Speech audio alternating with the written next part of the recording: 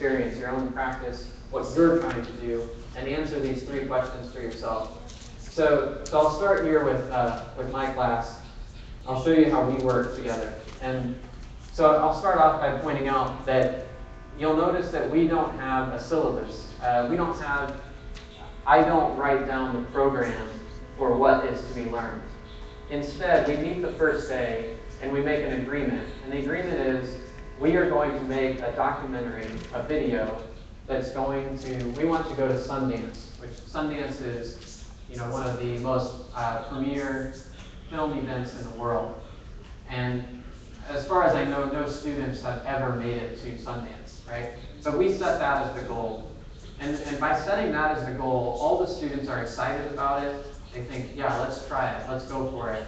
And the goal is so high that we know we have to work together to get there.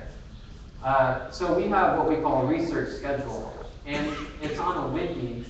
And if you hit the edit button here, anybody can edit it. And so that's why we use a wiki for our research schedule, is because I'm basically telling the students, I trust you.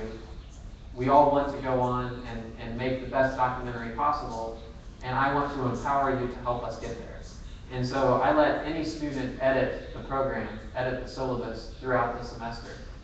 And this really works well. Every time what happens is this. A student will be thinking about the documentary. So we might be making a documentary about learning, for example. And the students go to the library and they study something about learning. And they realize, while they're studying, oh, if we are going to make a good documentary about this, we're going to need to know X, Y, and Z. We're going to need this, this, and this. And they'll go to the syllabus and they'll add readings for the other students. And the other students can go look at that and they can say, oh, no, we don't need to know that. Or they might say, oh, yeah, good idea. And they either accept it or reject it. There's a quick conversation about it, and then we move on. So the program is constantly being changed by the students. In many ways, this is following a new model, right? This is the old model of teaching, where there's an expert, and there's this object of knowledge up at the top. And the expert passes on this object to the amateurs. I mean, in many ways, this room is set up for this, right? I'm the object of knowledge is somewhere back here. It's passing through me, and I'm trying to deliver it to you. But what we're trying to do in a classroom environment, in a project-based environment, is instead of an object, there's a subject. Now, in English, there's a key difference here, and I'm sure it relates in Spanish in some way. The key difference here is that a subject is sort of a living thing. It's not a dead thing that you're passing on to the students as like this defined piece of knowledge. It's this living thing that we can all contribute to. And as engineers, you know that the world is always changing and that you're going to contribute to that in some way. And so all of us become knowers on the outside, and we're all connected with each other, and we're connecting with the subject as well, and being a part of this conversation. Now, this is where things will, if you're not into Web 2.0 technology, this might be overwhelming. But again, just take what you want and leave what you don't. This is how we set up our classes. We use all free tools. Where I live is a very poor area in the United States. Most of our students come from small family farms or farming communities, which have recently been displaced by corporate farms. And so a lot of our students are fairly poor. And so they don't necessarily have the best technology, and they don't have enough money to subscribe to expensive services. So we use all free technology when we do this. So we use a free wiki, that's Wet Paint. And then this is called Net Vibes. And what we're doing is we're pulling in updates from all these other websites that we're using into a single place. So the Net Vibes becomes our main destination. You can see we use Google Calendar for our scheduling. We use blogs over here, which are all free. We use the wiki. Whenever somebody updates the wiki, it shows up here. And then we also share bookmarks over here. I'll just show you some of the things that we do to do this. In order to get the blogs to work, we use Yahoo Pipes. This is a little complicated. All you do is you grab the address of the blog and you put it in the box here, and then you type it into, you see it says union here. So this is uniting all of these blogs into a single blog, and then it sorts them by publication date. And that's what you're seeing over here on the left. These are blogs by all the students. They all have their own website, and they sort of keep a journal about what's happening with their research, and then it shows up over here. And then any of the students can read the work of any of the other students. And then over here, I wanted to show you this. This is another model. This is by another professor. This is by Jim Groom at the University of Mary Washington. He has a class which he calls DS 106. And you'll see his website. This is what the class website looks like. If you page down, you can see here, these are all blogs from different students. These are different posts from different students. And he's able to bring those together along with their photographs. They can photograph anything they want, and it'll show up on the website. They can make videos. So these are videos from the students that also show up on the website. And to do this, all they have to do is tag their work with the phrase DS106, which is the name of the class.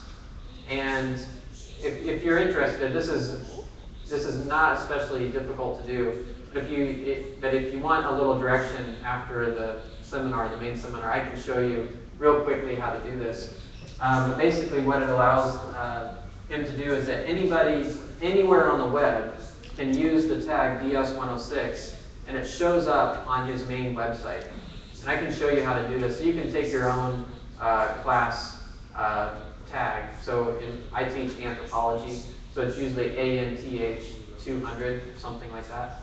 And I can use that tag, and it'll show, and I can bring it into our space, which is what we're doing here, basically. We also share bookmarks. So over here, we use, well, I'll show you the blogs first. If you click on any of the blogs, you can see the students blogging here. And this can be really useful. For example, this is a blog by a student. Here he's writing about things that he's been reading. And the first post is from one of the authors that he's writing about.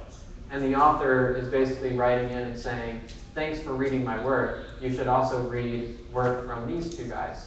And so you see that there's already a collaboration opening up here with people even outside our university.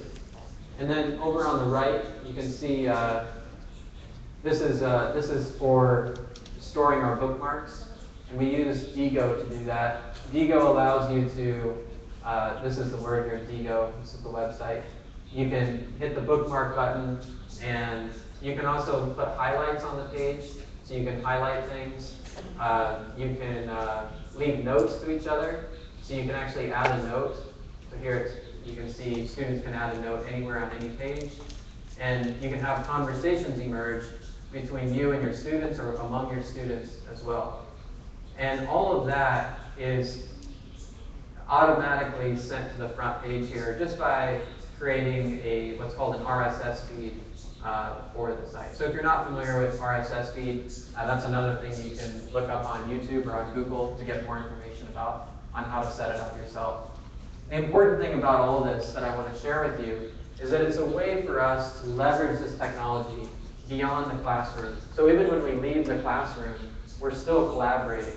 And it's almost by accident. You know, everybody's doing their own thing, researching their own thing, but instead of keeping their notes in a notebook that nobody else sees, they're essentially keeping their notes in a public space where all the other students can see the notes as well. And that's why it can transform this sort of notion from the experts to the sort of collaborative model. There's a great quote about this from Maurice Friedman on Martin Buber's educational philosophy. It says, the opposite of compulsion is not freedom, but communion.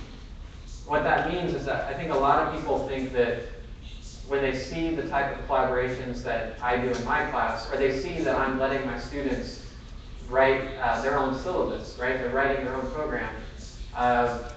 People get concerned and they think, "Boy, that's just too much freedom." But it's really not freedom. It's communion. It's creating a sense of community and working together. And it's also there's a certain structure to what we're doing. So I want to outline the structure of how we work, and if it works for you, I invite you to think about how it might work for you. You can see what we call it. We call it a purpose-driven course. That means instead of being driven by content, like instead of driven by a body of knowledge that you're trying to transfer, it's driven by a purpose. And I'll show you how this works. Basically, you start off with an exploration stage, which I'll talk about. That is, you just have to get in and let the students explore and get a sense for what's going on. Then you go to a guided introduction to the field. That's for 2 or 3 weeks, I will actually step up as the main professor, like the expert in the room, and I will sort of guide them through this introduction to the field. But then after that, the students are in many ways set free and allowed to do their own research. Of course, we mentor each other through this whole process, so there's still a lot of mentorship happening, but this really gets the students involved in their own process. And then finally, we try to publish a research paper. This gets the students thinking deeply about what they've learned, and then finally we share it with the world through a video or a website, so on. So let me show you what this looks like step by step. First, the exploration stage. Now this is where new technologies can be so useful. Let me show you an example. Now typically, in the first 2 weeks of class, what we do is we assign the students some readings, and then they come back and we talk about the readings. What we do instead, by using the technology, we send all of the students to the library, and they can read anything they want on the topic. And so they're in there following their own passion, finding things that they want to read that relate to the topic, and then they summarize it. We used Etherpad a lot in the past, but Google Docs actually bought Etherpad. So Google Docs is now Etherpad, essentially. And what you do is you just open up a Google Doc, let your students summarize what they're reading on the Google Doc, and then they can read each other's summaries as well. And the only reading I require in my class is that you read everybody else's summaries. And I sometimes will give some minimum of summaries you have to create yourself. So maybe you have to create 2 summaries and then read everybody else's summaries. What happens then is after the first week of class, we have 15 students in this class. And after the first week, we've collectively read 100 articles or some books as well. And somebody in the room is an expert on every one of those articles or books. And then we can share what we've learned.